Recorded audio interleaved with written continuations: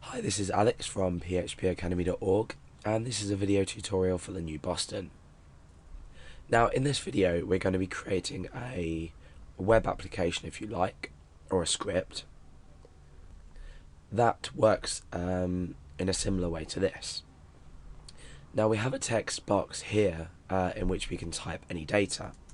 So I'm going to say the cat sat on the mat. In this box here, I can search for a string that I want to replace in particular, and then I want to specify what to replace it with. So let's say I wanted to search for cat. Cat exists here in the string, so I want to replace it with, let's say, dog. Or let's say monkey. Just make things fun. So now I'm going to click find and replace, and you'll see that cat is replaced with the string monkey. Okay, so we already know in PHP that we can use the str_replace function, and this will allow you to specify either an array or a single string to replace. Now let's just open up my text editor and I'll demonstrate this for you. Okay, so str_replace works by taking the string you want to replace the data in, so the overall string, which in this case would be the text in this box here. Then what we'll do is we would search for the string that we want to search for. So search. And in this case it would correspond to this here. Then what we would do is we would specify what we want to replace it with, and that would correspond to this box here. However, this tutorial is dealing with the substring replace function, and this function works in a similar way but has a combination of technique.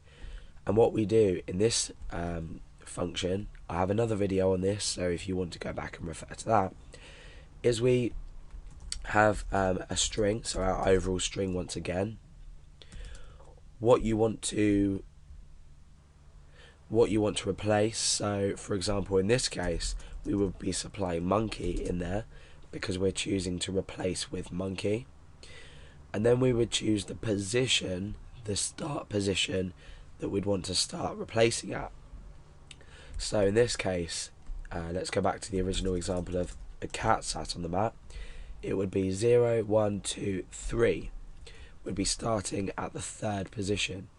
So we'd put a 3 in there.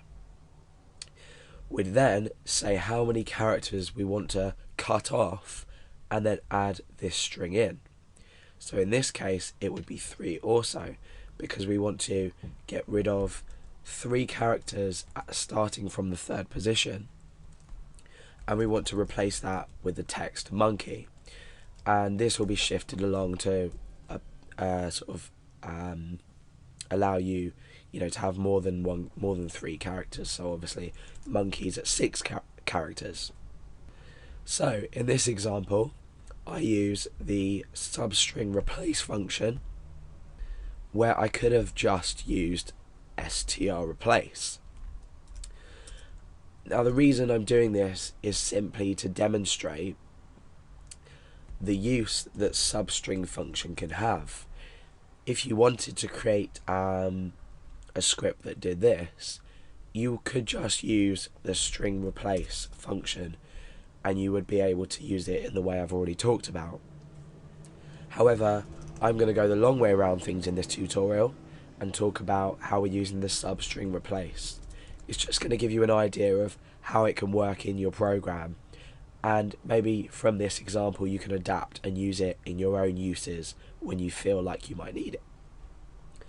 So I'm going to get rid of this code here, and we're going to start from the beginning. So the first thing we want to do is create our form. So let's start creating that. We're going to use a method of post, and the action is going to be to the index.php again. So we're submitting this form back to index.php. Now let's refresh the page, we've got nothing on the page at the moment. So what we want to do now is create a text area in which users can enter a string of data.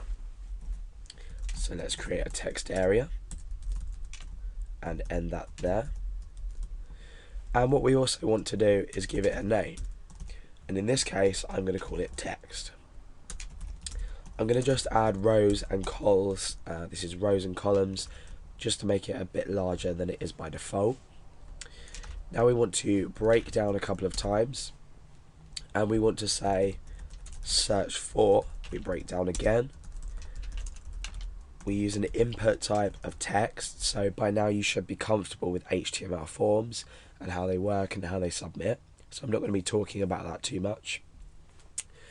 An input type of text, and the name of this is going to be search for. Now we can break down a couple more lines and say replace with. So we're just simply setting up how our form is going to look. So the input type in this case is going to be text again. And the name is going to be replace with. So we can break there as well. Now we want to put a submit button. So I'm going to say input type equals submit. And the value is going to be find and replace.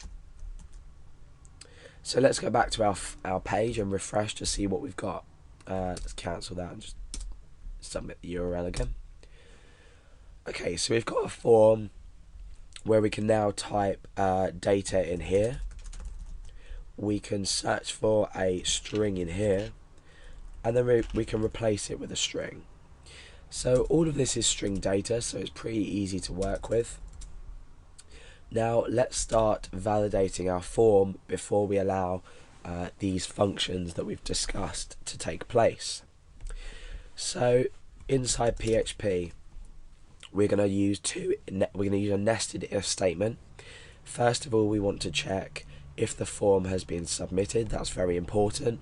We don't want to start processing data at the top of our page unless the user has actually clicked submit button and these are present.